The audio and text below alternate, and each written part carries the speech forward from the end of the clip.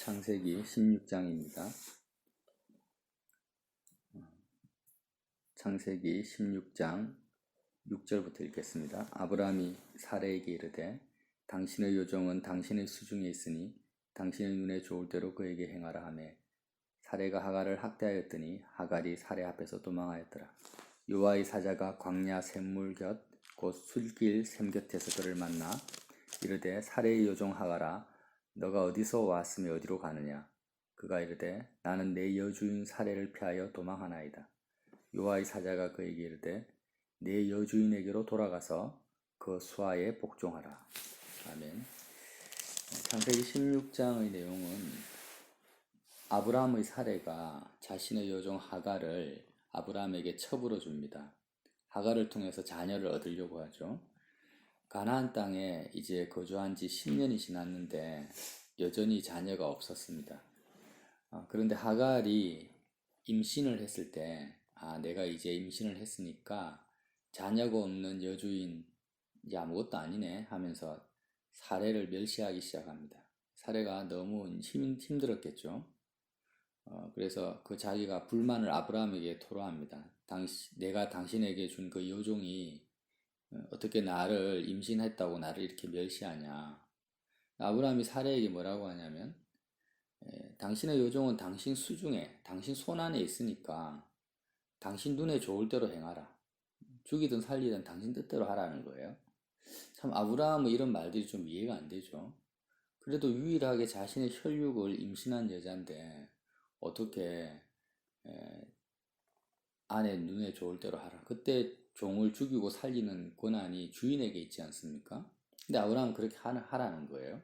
그래서 이런 아브라함의 결정이나 하갈을 첩으로 또 사례가 시키는 대로 받아들인 것, 이것이 윤리적으로 도덕적으로 옳으냐, 아브라함이 잘했느냐, 그래 못했느냐, 이런 것을 우리가 함부로 판단할 수도 없고, 여기에 우리가 이 사건, 이 말씀의 무게 중심을 둘 필요도 그렇게 크게 있지 않다라는 거예요. 왜냐하면 항상 구약 말씀은 신약 성경에 있는 내용을 가지고 또 비교하면서 연관성을 가지고 우리가 봐야 되는 거죠.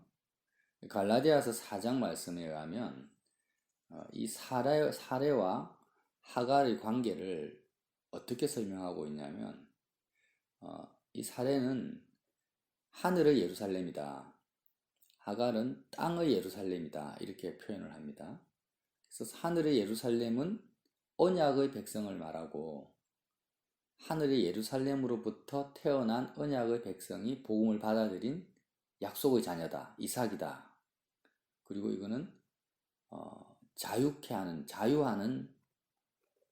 여자다. 이렇게 표현을 합니다. 갈라디아서 4장에. 그럼 하갈은 뭘 상징하냐면 땅의 예루살렘, 땅의 예루살렘이 신의 산을 의미하거든요. 그 신의 산으로부터 나온 율법이다. 율법인데 이거는 종이라는 것입니다. 그래서 결국 사례가 상징하는 건 뭐냐면 하늘, 눈에 보이지 않는 이 하늘과 자유함, 하늘로부터 내려오는 은혜, 언약과 자유함을 상징하고 하갈이 상징하는 것은 이 땅, 눈에 보이는 이 세상, 이 땅, 율법, 그리고 종입니다. 종. 그래서 이 아브라함의 행위가 16장에 나타나는 행위가 천편일률적으로 계속 똑같은 행위가 뭐냐면 항상 아브라함의 우선순위는 사레였다라는 거예요. 나중에 사라죠. 사라에게 모든 권한을 줍니다. 하갈을 죽이든 살리든 사라의 뜻대로 다 하는 거예요. 이게 중요하다라는 거죠. 이게 도덕적으로 윤리적으로 옳냐 그르냐 이 문제가 중요한 게 아니라 결국 우리가 아브라함의 길을 걸어가야 되는데 우리 삶의 우선순위가 어디에 둬야 되느냐. 땅의 예루살렘이 아니라는 거예요. 율법이 아니라는 것입니다. 율법 자체의 내용은 하나님의 뜻이고 선한 것이지만 율법 신의 산의 언약은 뭐냐면 온전한 아브라함에게 행하신 하나님의 그 언약이 아니라는 것입니다. 율법은 인간의 행위로부터 나오죠. 지금 어찌해든지 간에 하갈이 이스마엘을 낳은 것은요, 사례의 머리에서 나온 것입니다. 그리고 인간적인 수단으로 약속의 자녀가 아직 태어나지 않았는데, 하나님 주시지 않았는데 자녀가 없으니까 사례와 아브라함이 머리를 맞대고 자녀를 가지기 위해서 육으로부터 난 자식이라는 거죠. 이스마엘이. 하나님의 언약에 의해서 난 자식이 아닙니다. 그래서 율법이라는 것은 뭐냐면 나로부터 나온 겁니다. 율법을 주신 분은 하나님이신데 율법을 통해서 내가 뭔가를 얻고자 하려면 율법의 행위가 필요하잖아요. 근데 그 율법의 행위는 어디로부터 출발되느냐? 바로 하갈과 이스마엘과 같이 언약으로부터 나오는 것이 아니라 나 자신의 행위와 나의 판단과 생각으로부터 나온다라는 거예요. 그래서 나의 판단과 나의 생각으로부터 나오는 것은 이런 율법의 행위는 나를 자유케 하는 것이 아니라 나를 더 죄와 사망의 종으로 만들어 버린다라는 거예요. 이게 바로 갈라디아서에서 해석하는 요지입니다. 로마서도 마찬가지고요. 그래서 결국에는 항상 연결이 됩니다. 율법은 우리를 자유케 하지 못하고 우리를 종노릇하게 만드는데 결국에는 우리의 마음이 어디에 달라붙는다라는 거예요. 땅에 달라붙는 거예요. 땅에, 이 세상에. 그래서 율법은 몽학선생이라고 하죠. 우리를 그리스도께로 인도하는 몽학선생이다. 죄를 더 죄되게 만들어서 결국 우리는 정말 나의 행위로부터는 선한 것이 없구나. 선한 것이 나올 수 없구나. 나는 결국에는 죄와 사망의 종으로 살 수밖에 없구나라는 것을 깨닫게 하여서 이제는 하늘로 우리의 마음을 인도할 예수님을 메시아를 찾게 만드는 그 몽학선생의 역할을 율법이 한다는 거예요. 그래서 아브라함의 인생을 보면 새로운 관점을 제가 새로운 관점으로 또 보게 되는데 이번에 창세기를 볼 때 아브라함의 인생이 이스라엘 전체 역사의 축소판이라는 거예요. 그가 가나안 땅에 들어왔을 때 바로에게 심한 기근 때문에 가지 않습니까?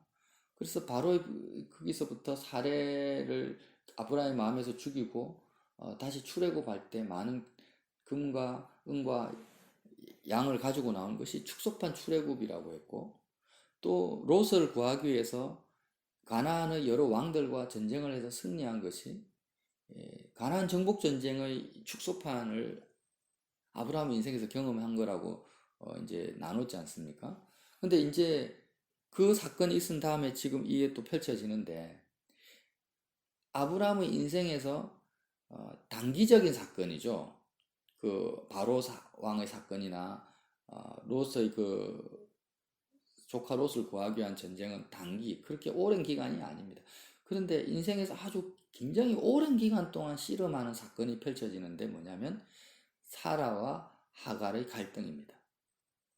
자유케 하는 자유하는 여자와 여종, 하갈의 이 분쟁, 그리고 나중에 하갈이 낳은 이스마엘과 또 사라가 낳은 이삭과의 갈등이 펼쳐져요. 이스마엘이 이삭을 또 핍박합니다.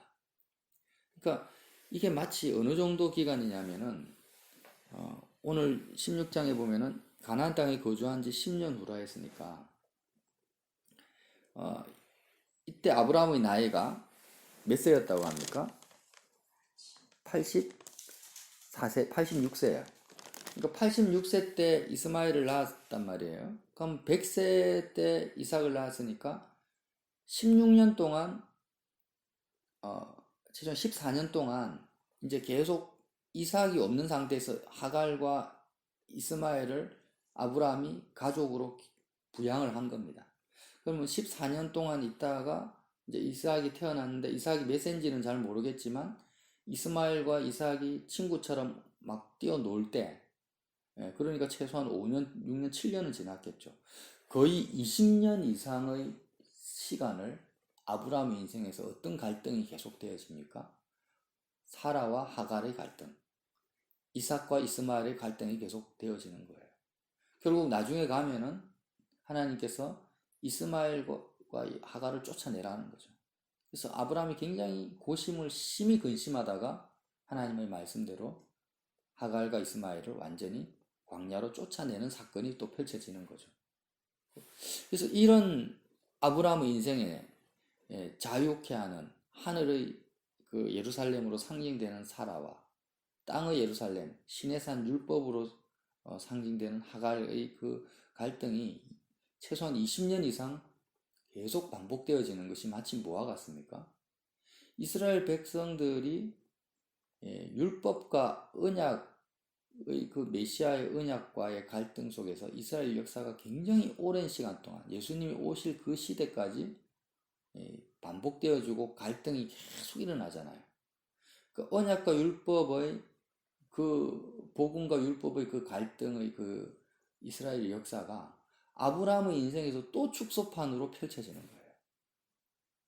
그러니까 지금 아브라함은 열국의 아비로 믿음의 조상으로 하나님이 선택하셔서 그렇게 길지 않은 한 사람의 인생 속에 성경의 그 구약의 예수님 오실 때까지의 모든 율법과 언약의 갈등이 사라와 하갈의 그 갈등을 통해서 고스란히 겪게 하시는데, 중요한 것은 아브라함이 단 한 번도 사라를 하갈의 밑에 둔 적이 없고 이삭을 이스마엘 밑에 둔 적이 없다라는 것입니다. 이것이 무엇을 의미합니까? 그가 바로 하나님이 인정하는 믿음의 조상이었다라는 거예요. 그래서 우리도 아브라함의 진정한 후손이라면 결코 나의 율법적 행위로 의롭게 되고자 하는 것을 언약, 하나님의 십자가 언약을 율법의 행위가 십자가 언약 위에 둬서는 안 됩니다. 항상 나로부터 나오는 판단, 율법의 행위죠. 나로부터 나오는 판단과 생각과 행위를 쫓아내야 된다라는 거죠. 하갈과 이스마엘을 쫓아낸 것처럼 그게 아브라함의 믿음의 행위라는 거예요. 그 믿음의 행위를 쫓아서 우리도 그것을 쫓아내야 됩니다. 그것을 따라가서는 안 된다라는 거예요. 그렇게 하갈과 이스마엘을 아브라함이 쫓아낸 것처럼 쫓아내는 것이 뭐겠습니까? 바로 십자가에 내가 그리스도와 함께 연합되는 거예요. 결국 우리가 나로부터 나오는 생각과 판단, 행위를 십자가에 못 박아 죽여버리는 거예요. 하갈과 이스마엘을 쫓아내는 것입니다. 그렇게 함으로 말미암아 내 마음이 어디로 갑니까? 하늘의 예루살렘에게 가는 거예요. 하늘의 예루살렘으로. 사라를 우선순위에 두는 것처럼. 하늘의 예루살렘으로 가게 되면 그거는 뭐예요? 자유케 한다라는 거죠. 사라는 자유하는 여자라는 거예요. 그래서 항상 우리의 마음은 하늘과 자유가 이렇게 연결되어 있습니다. 하늘과 자유가 연결되어 있고 땅과 종이 이렇게 연결되어 있어요. 하늘과 자유를 연결시키는 것은 뭐냐? 언약이고, 이 세상 땅과 종을 노예, 이 종살이 하는 것을 연결시키는 건 뭐냐면 율법의 행위라는 거예요. 그래서 이런 갈등을 20년 동안 아브라함이 겪으면서 정말 아브라함의 마음이 이제는 어떻게 되겠습니까? 온전한 하늘로 이 땅이 아니라, 온전한 율법의 행위가 아니라 온전한 자유케 하는 언약으로 아브라함의 마음이 더 확실하게 견고하게 세워져 가는 여정을 걷게 된다는 것입니다. 이게 바로 아브라함의 인생 속에 펼쳐가시는 사라와 하갈, 이삭과 이스마엘의 관계 속에서 아브라함을 연단하시고 새롭게 하시는 하나님의 경륜이었다는 거죠. 이 경륜이 우리의 삶에도 똑같이 일어나죠. 처음 예수님을 믿어도 항상 우리는 이미 육체에 속해 있고 이 땅에 이미 물들어 있는 우리의 육적 본성으로 말미암아서 하나님의 그 언약을 온전히 붙들지 못합니다. 우리의 마음을 하늘로 온전히 보내지를 못하는 거예요. 그래서 우리의 마음속에 있는 하갈과 이스마엘이 끊임없이 마치 아브라함의 혈육이잖아. 이스마엘도 혈육이고 하갈도 첩이지만 어쨌든지 간에 아브라함의 아내인 겁니다. 그러니까 아내와 자식과 같은 존재가 뭐냐면 나의 율법적 행위와 이 땅에 속한 나의 사상, 이 땅으로부터 오는 여러 가지 생각과 판단이 나를 붙들고 있는 거예요. 나를 옥죄고 있는 것입니다. 그러나 앞에서 나눈 것처럼 단 한 번도 아브라함이 사라와 이삭을 하갈과 이스마엘 밑에 둔 적이 없는 것처럼 우리도 아브라함의 믿음의 행위를 쫓아서 항상 우리의 마음을 하늘에 두고 언약에 두고 자유함에 둬야 되는데 이렇게 둘 수 있는 그 길이 뭐냐? 그게 바로 십자가라는 거죠. 그래서 우리가 십자가를 붙든다라는 것이 바로 아브라함이 갔던 그 인생 여정을 함께 간다라는 의미죠. 그래서 나중에는 하갈과 이스마엘이 큰 민족을 이룹니다. 이 하갈과 이스마엘이 이룬 민족이 뭡니까? 지금 중동 지방에 있는 이슬람 세력의 주축이 되는 중동의 그런 아람 민족들이잖아요.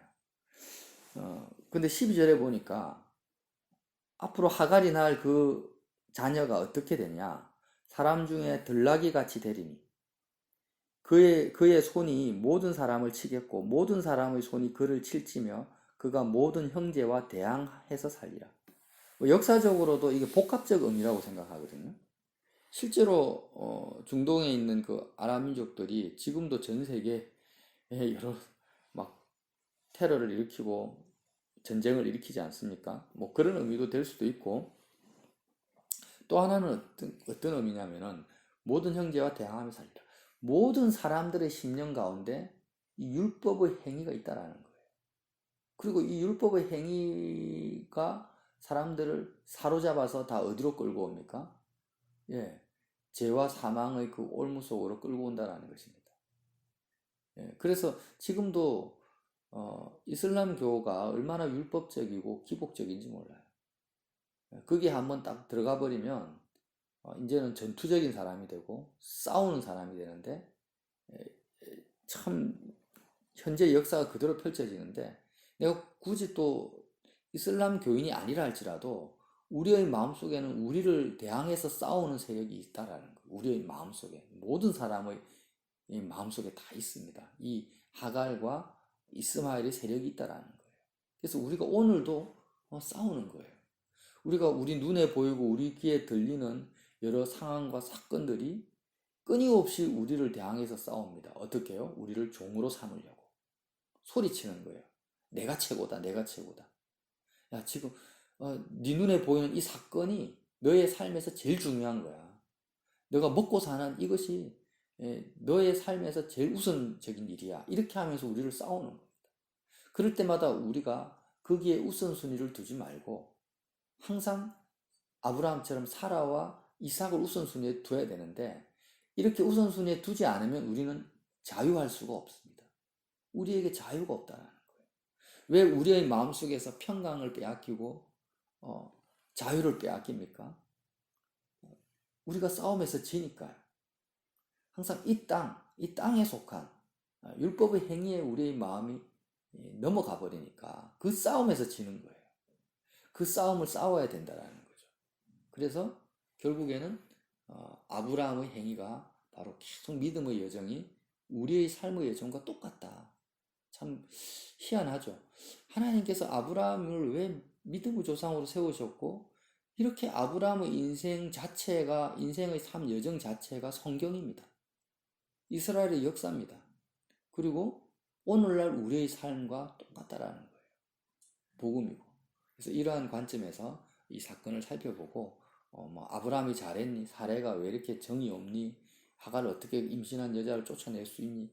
이런 데 자꾸 초점을 두지 말고 어차피 선하신 분은 하나님 한 분이지 사람이 뭘 잘하겠습니까? 잘해도 아브라함이 잘해도 그게 아브라함으로부터 나온 게 아니잖아요. 그건 하나님으로부터 나온 거니까 거기에 누가 잘했니 못했니를 따질 필요가 없다라는 거예요. 그 우리는 어디에 둘까요? 복음에 초점을 맞추고 아브라함의 믿음을 내가 따라가야 되겠다. 그 믿음대로 오늘도 승리하시기를 예수님 이름으로 빌어드립니다.